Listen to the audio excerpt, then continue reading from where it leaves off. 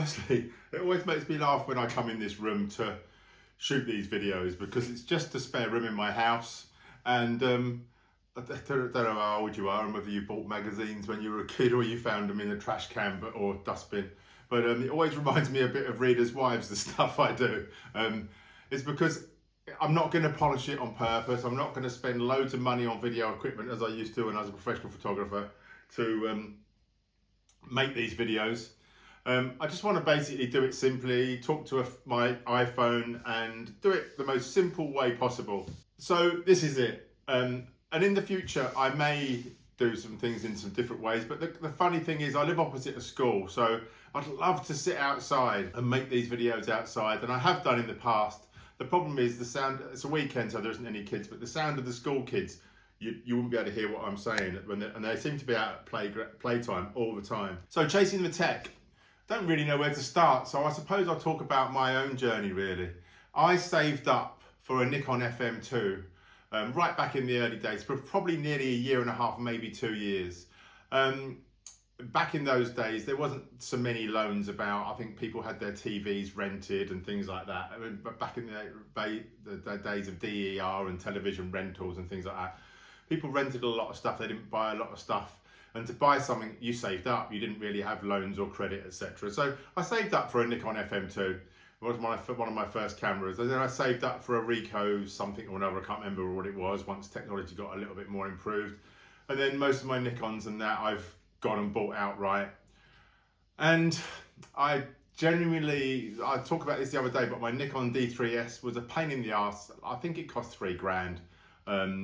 And as the D3 went to the D4 and the D5 and the D6, it went up by £1,000 a time. And I thought, bloody hell, Nikon are doing all right here. It's £1,000 from a model. So that's a year. In a year, they put the camera up £1,000. I remember a friend of mine stole car stereos and I wanted an Alpine stereo for my car. And in the shops at the time, I think they were about £1,000, and his shop sold them. And he said, well, I can do one for you. And I said, well, how much? He goes, well, I'll do it for cost. And I said, okay, what's that then? He said, 250 quid. At the time, I think they were retailing it at 1,500 quid. And obviously, I think he still made something on that. And it's a bit like the iPhones. I think it probably cost Apple, a few pounds to make them, and yet we're spending over £1,000 on them. So there's a whole difference between what it costs to make something and what you pay in retail for a product, whether it be a low-end product or a high-end product. Now, in photography-wise, I've always been aware of that and always tried to buy what I need to do the job. And a lot of the people like Calumet in the past and everyone else used to rent you camera gear, and they still do. And one of the things that happened when I changed from Nikon to Fujifilm is I didn't know whether I'd need a full-frame sensor and some great big lenses for some of the work I did. But I decided that if I couldn't get the shots I needed with the Fujifilm cameras I bought, then I'd go and hire them from a hire company, like Hire a Camera or Calumet or whoever. I'd go and hire what I needed for the day and then charge that out to the customer, which is what a lot of professional photographers do. So that's one way around doing things. In the process of being a pro over the last 10 years, I had another dilemma as well. I used to be a PC guy. And so a friend of mine, Richie Wayne, and I, we built a really good PC for my photography to store all my images on and do everything I needed to do, everything on the internet and everything I needed to do. The problem with that is with PCs, your PC hard drives fill up with junk over a period of time and you have to clear them down and start again. This was always when I was at my busiest time. Everything started to slow down, everything started to get complicated. And the other thing was, I didn't have to buy a laptop to be portable. So I made a decision at the time, instead of building a new PC every couple of years for like £400 or £500, I needed to take everything with me. And one of the biggest problems I had, as well as being a professional at the time then, is every single person always wanted something when I wasn't at home. It was a huge issue. On a Friday afternoon, all the magazines and books and everything else that want images, it must be the last thing they've got to do on their desks, would send you an email saying, can I have this image? Can I have that image? Can I have this image at this resolution? Can I have that? When I was away, I was travelling, I was in London or Scotland or somewhere else, France or Venice or something or another working, and I couldn't access those files. They were at home on my computer. Sometimes they'd wait, sometimes you'd lose the job because you couldn't get the images. And the other dilemma I had as well is I did a lot of talks. And so I had to have something that would do all the work, the processing for me, keep all my files for me, and do everything I wanted to do, but be portable. So what I did is I changed over to the MacBook Pro. With the MacBook Pro, I could plug monitors into it at home. So when I come home, I put it in a dock, I plug monitors into it. So I had all the screens I needed to do all the work I needed. I had a color correction monitor. I had a plain cheap monitor. And the reason I did that is because when you use a color corrected monitor, really expensive piece of kit, about 1,500 quid, you know exactly what your client is going to see when you output it.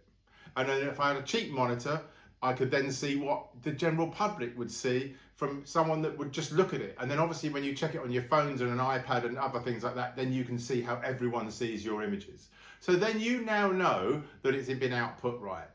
Now, I did this, I bought a MacBook Pro, and obviously I was working as a professional photographer at the time, and I could put that through my business, and I spent £3,500 on that laptop. I've still got it. It was an extremely large amount of money at the time to spend, but well worth every penny.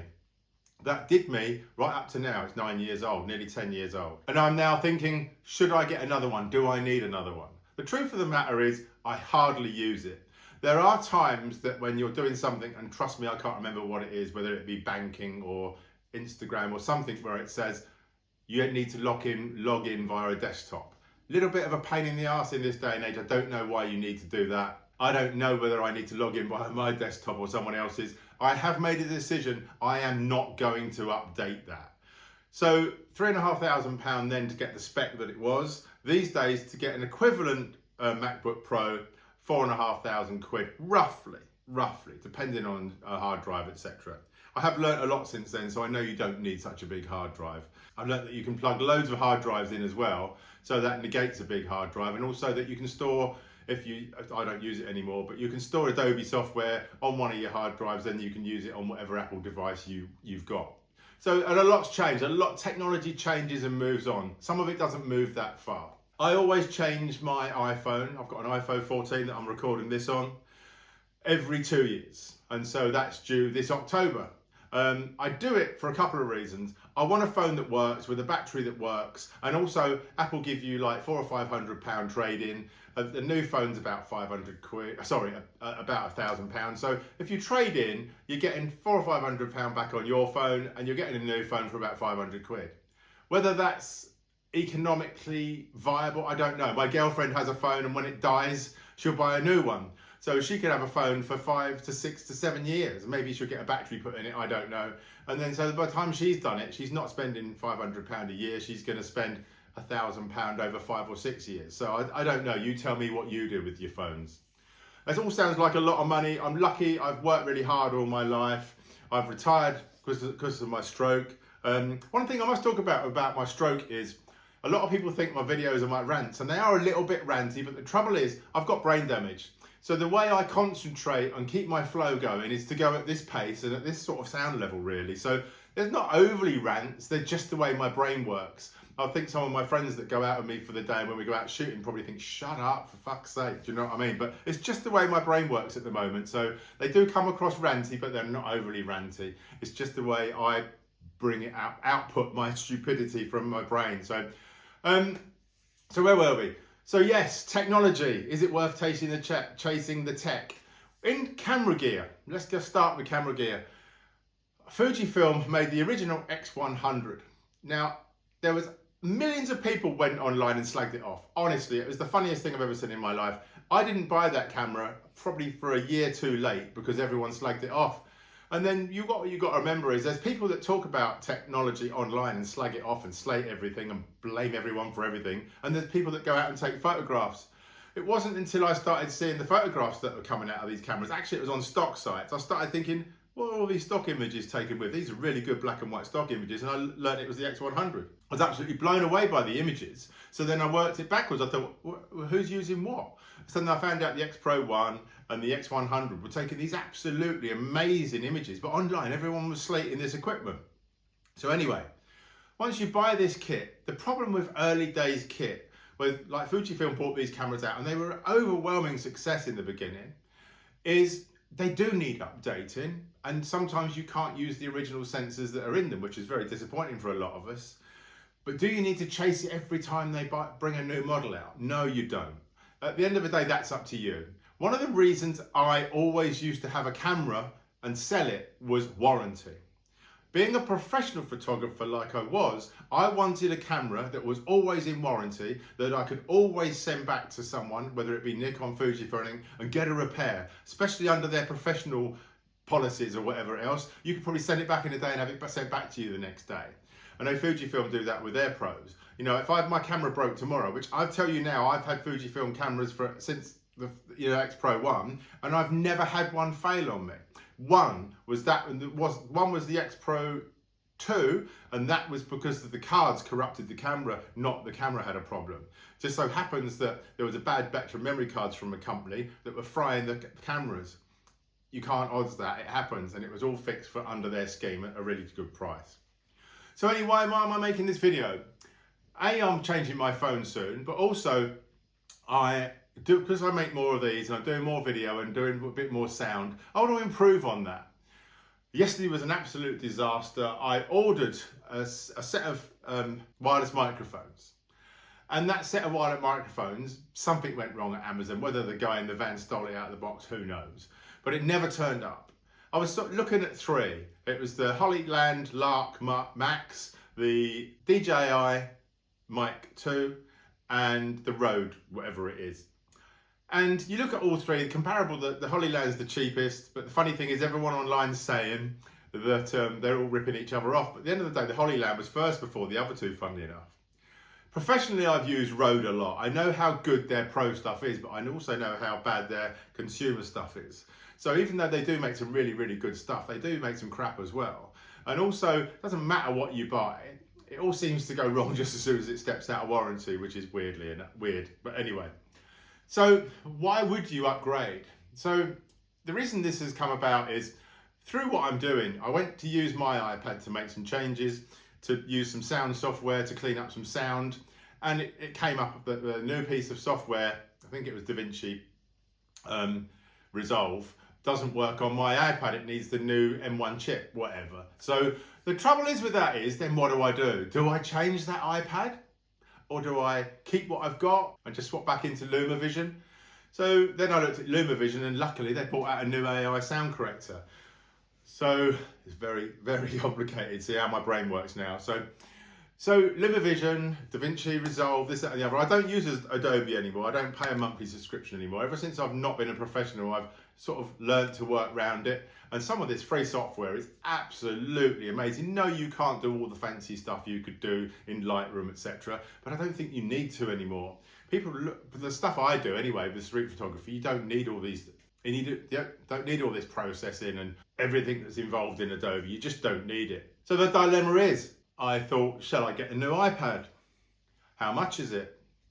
Obviously, Apple are very clever. What they do is, I got an iPad 11.9 inch, I think it is, with the keyboard. The keyboard, everything comes with it. And of course, when they bring out a new iPad, the keyboard doesn't fit, which is absolutely annoying, Apple. But you're never going to change because you want to sell all these add-ons. I get that. But I don't want to chase the tech. I don't want a new iPad because I want a new iPad. My iPad is now 5 years old. It's coming to the fact where it's going to start slowing down and everything else, like most tech does. So do I bite the bullet and buy a new one or not? My decision would have been, no, I'm going to leave it. Apple offer nearly £500 in trading for my 5-year-old iPad. That is astonishing. They actually offer £125, I think it is, for my £3,500 9-year-old MacBook Pro. That's why it's not going to go anywhere. It's just going to get used to the end of its life, then it's going to go in the bin. So, chasing technology for cameras is, the only reason to chase technology in cameras is if you love it, you've got the money and you want to move on to the next model, then do it. If you've got the money to keep buying cameras, then do it. There's nothing wrong with that. You don't need to do it. The original X100 and X Pro 1 are probably doing the same job as anything if you're a really good photographer. If you want a bigger sensor and bigger this and better autofocus and better this, then move with the times a little bit. One of the only reasons I buy a nice phone every two years is because I don't buy camera equipment anymore. I'm not absorbed in that world anymore, and I want a nice phone. As we all do, I spend quite a long time on my phone. I do a lot with it. I do all this with it. I take photographs with it. It's actually my camera, so it's a bit like updating my camera every 2 years. The batteries in these iPhones, even though they're changeable, they start wearing out. And the technology changes and moves on. So yes, I actually buy a new iPhone every year to get a new battery really, and to move with the tech, because I want to move with the tech. Camera wise, I'm still using the X100F. I'm still using the X Pro 2. I'm using the XT30. I buy a lot of my stuff now, unless something brand new come out, something amazing, then I'd go straight to Fujifilm and buy it. But nothing new and amazing has come out. Yes, they've updated the X Pro X100, X Pro 2, X Pro 4, whatever it is these days. Chasing it every year is madness. Every couple of years is probably not a bad idea. If you're a professional and you need that product, then yeah, buy it. You need it in warranty. And also, your clients want to see you with a reasonably good camera or a reasonably good product you're using and not just a pile of junk. Sorry, Kevin, your cameras all look like a pile of junk because you smash them to bits every day of the week. So you're excused. But so what are your opinions about chasing technology? How often do you change your phone? How often do you change your iPad? How often would you change your laptop? How often did you change your cameras? I really want to know this stuff. It helps me as well because I can decide whether I'm making a mistake or not by doing what I'm doing with my iPad. My intention is to get a new iPad. I've got to sell the bloody keyboard on eBay or somewhere like that. And that costs 300 quid and it's worth about 150 quid now. My original iPad cost £999 and lo and behold, they're giving me £500 back for it. I think that's quite a good deal, so I'm actually going to do that. So I weigh things up financially, and trust me, if you're watching this and you're on a budget, this is not knocking anyone's budget. I worked really, really hard all my life. I'm 60 years old. I retired at 55 because of my stroke, and I've worked and worked and worked to be able to have these nice things. I use MPB a lot. So some of these places like MPB, Wex and everything that do secondhand stuff or open box stuff, this is the place to go for your camera equipment. If you can't afford new stuff, someone is going to go and buy a brand new X100 tomorrow and they'll sell it in 2 days. You'll be able to buy that on MPB or Wex or someone. Sometimes there's even an open box, which has been in the shop, someone's looked at it and then suddenly it's gone out for sale. At the end of the day, you're going to save a couple of £100. With Fujifilm gear though, good luck. At the end of the day, it's actually going up in price usually than it does from when you first buy it. I bought a Nikon D3S for £3,000. You can go and buy one now on MPB for 300 quid. So there's always options. And I'll tell you something now, to buy a full frame camera that was £3,500 a few years ago for £300 a day, it's still going to be really, really good. Trust me. Even if it's whatever megapixels, it doesn't matter. There's some old cameras that are taking absolutely amazing photographs compared with new cameras. And the new cameras have got these massive image files that you need massive computer software for to run it and to process the files, whereas the older cameras are probably better for you. So it's not about the technology, it's about you as a photographer or you as a user and what do you want and need as a user. Even phones. Obviously my phone's going to go back to Apple, it's going to go somewhere else and someone's going to be able to buy that. So there's something available for everyone. My first ever camera was given to me and some of the other cameras I've had, I've managed to get off eBay or this, that and the other. We all buy things to the way we can afford them. And if you can't afford something, there's another way of doing it. I know a photographer that's made books and everything else and got to be really, really famous. And he basically was given everything he's got. And good luck to him. Do you know what I mean? That's just the way it is. That's just the way everything is. So, what do you do? How often do you change your tech? Do you chase the tech? Is there any need to chase the tech? When do you upgrade your iPhone? When do you upgrade your iPad? Let me know in the comments below. Have a great weekend.